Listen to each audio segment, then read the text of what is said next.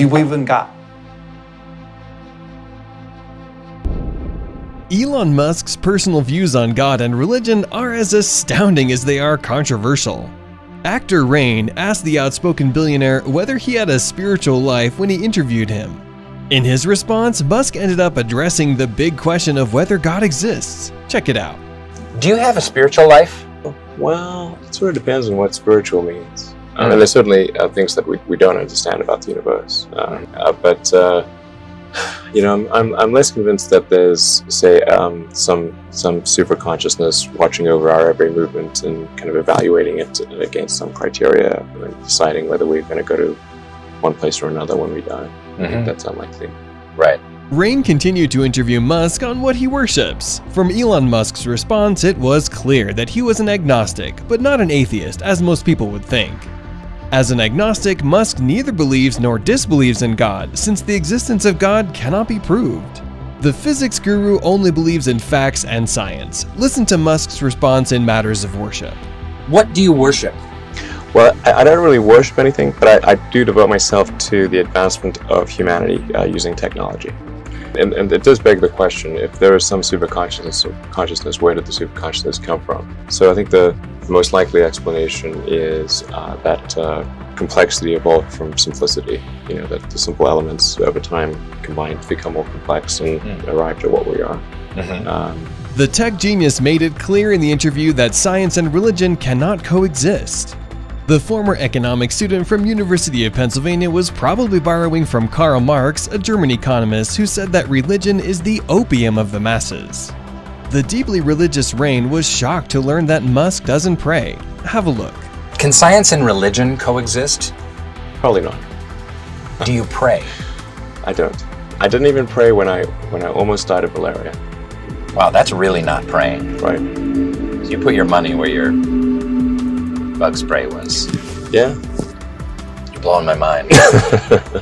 You deal with so much stuff. I mean, you deal with space travel and energy and the source of consciousness, and you're thinking about all of these giant life's big questions. What blows your mind? What gives you awe? Well, I think the nature of the universe gives me awe, and just the huge expanse of the universe, and how far away things are and how big they are. And the fact that there are things like supermassive black holes that are equal to 1 billion suns.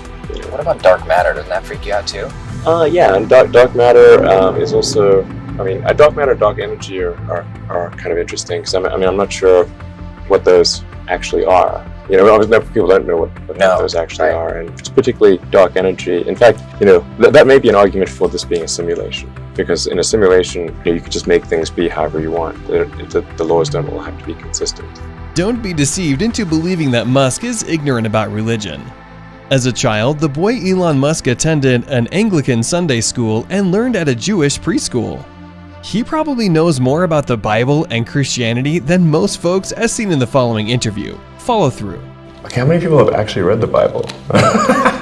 Fewer than probably say they have, but... Oh yeah, do you have at one point, when I was a kid, I had this existential crisis, and I was trying to figure out what's the meaning of life. And I was like, oh, it all means nothing. It's all, and I read like a whole bunch of religious books, including the Bible, and I'm like, there's a bunch of things in there they didn't teach you in Sunday school. Sodom and Gomorrah, dark.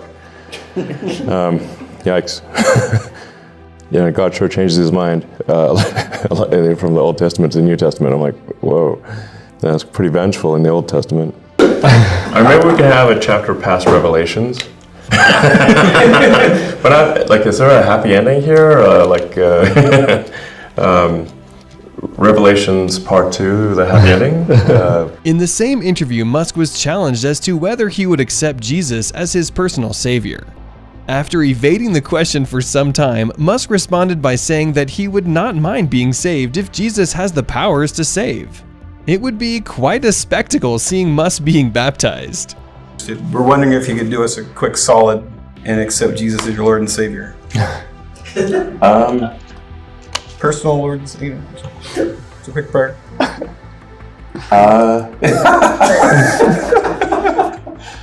But hey, if Jesus is saving people, I would stand in his way. I'll be sure. I'll be saved. Why not? Sweet, we did it. In the interview, Musk revealed that he accepted some of Jesus' teachings on love and forgiveness. However, the genius was quick to criticize how Jesus chose wine over water in a wedding. The interviewers were amazed at Elon's criticism on various biblical accounts. Have a look.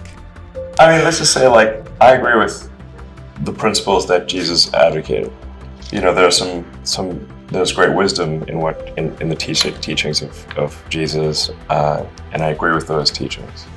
And things like turn the other cheek are very important, because as opposed to an eye for an eye leaves everyone blind. So forgiveness, you know, is important, and treating people as you would wish to be treated. Love thy neighbor as thyself. Very important.